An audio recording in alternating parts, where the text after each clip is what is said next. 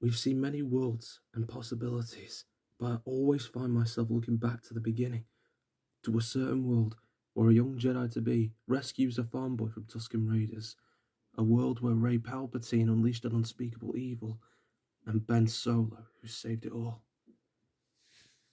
But an unexpected hero found themselves catapulted into a rift of Darth Vithar's creation. His location is unknown.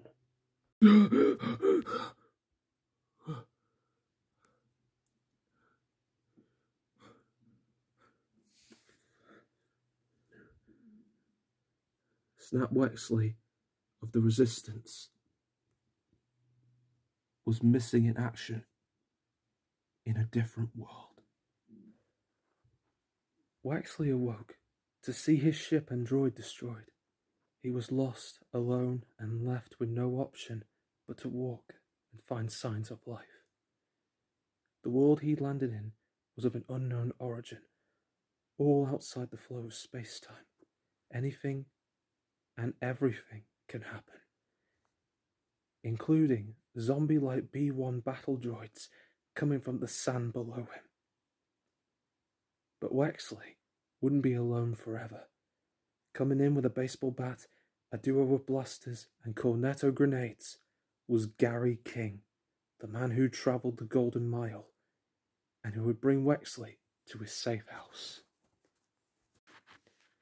After what happened in the World's End at the end of the Golden Mile, Gary was on a sober path, but has not been keeping contact with any of his friends, and was on his own when a rift came for him too.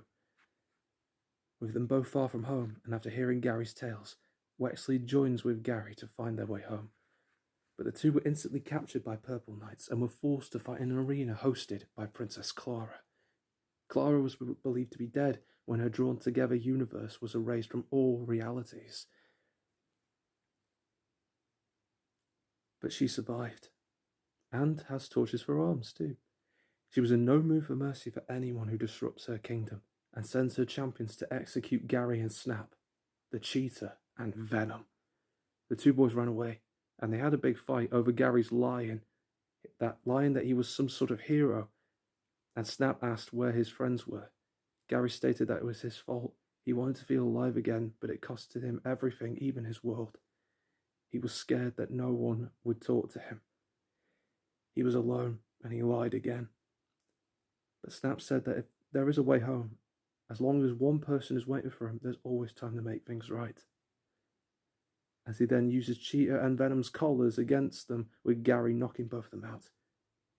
Clara threw a temper tantrum and orders everyone to kill the two heroes, but none of them would move, for a new challenger approached the princess, a bounty hunter called Jango Fett. Jango collected his bounty, that being Clara, and took Gary, Snap, Cheetah and Venom back to a fortress where he stays in, protected by a Jedi Master named Shakti and her partner, Batman, who oversee the base and save any variants that find themselves in the void.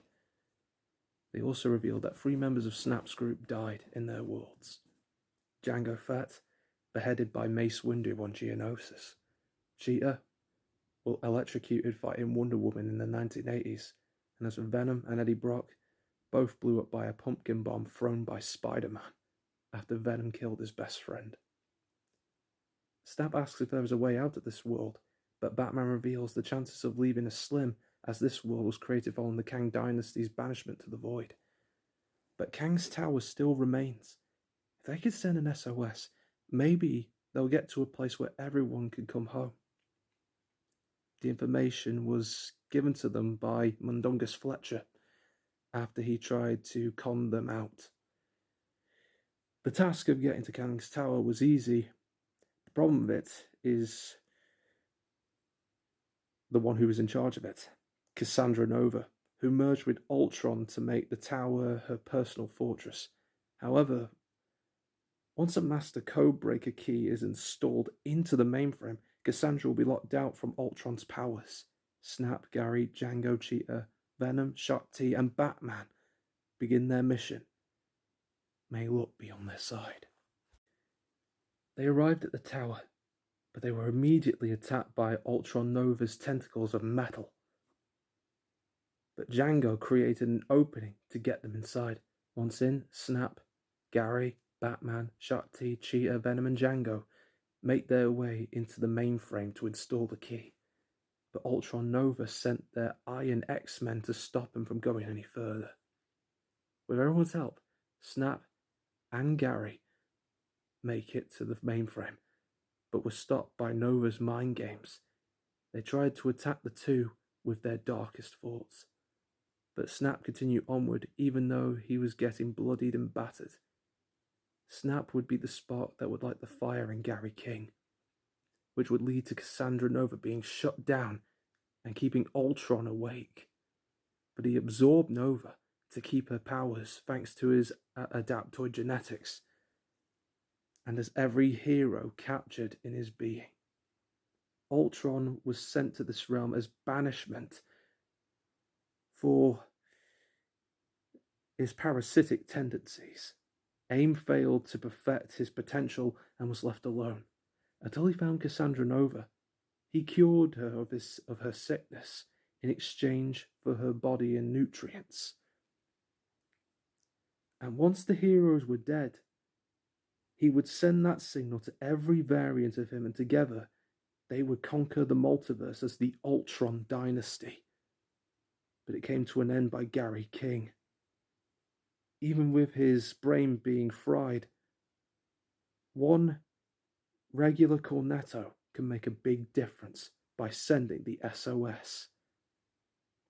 That was the world's ice cream for you.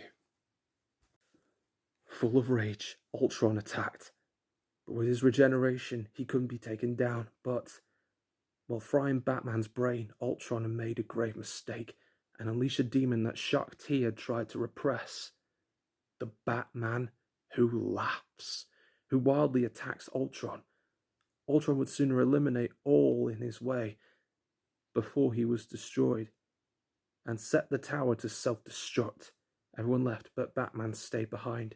He wasn't done cutting the wires off this power cord.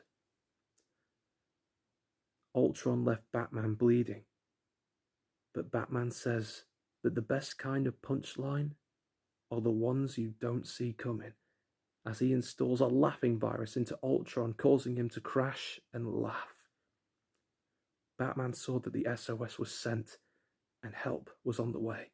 The Batman who laughs lets out a wicked loud laugh, all while in flames, until he laughed his last laugh. The tower exploded as our heroes watched. They watched as it burned, and Gary looks at the flames emotionally. It was just like that. What happened in the Golden Mile, and he reveals that he missed his friend, his best friend. Snap holds him up and helps him walk forward back to the base, along with the others. With Ultron and Cassandra Nova gone, the road ahead was clear and free. But will they get home? Only time will tell. Till then, would anyone like a cornetto? And what is this cornetto, Gary? Oh, it's not only the best food in the whole universe. I hear it's the secret to the ultimate question of life, the universe, and everything. Or was I drunk when I said that? I can't remember. You must have been. I mean, how could a single food item be the answer to the whole universe? You'd be surprised, especially how much they pop up everywhere. Leave these muckers alone for 20 minutes and they all go and try to kill each other? And what's with all these screws? Who could have done this? Oh. Well, that's very simple to ask. And very simple to answer. Especially from me, Gary. You have my thanks. You and Snap not only took care of Ultron, but Cassandra as well. That takes real guts. I admire that a lot. Just like a shonen anime character. 13 years of no play. Surely you understand that, Gary. A stimulus of joy is definitely what's needed in the room. You see, all these people here, they were getting so agitated from being forced to roam around the multiverse all their lives. So I put them in a world where they could be happy. a world that I was so kind to give them. Of course, this cruel demonstration is so frowned upon even by my standards. Very frowned upon. Oh, don't get me wrong, they attacked first. Therefore, it isn't my fault!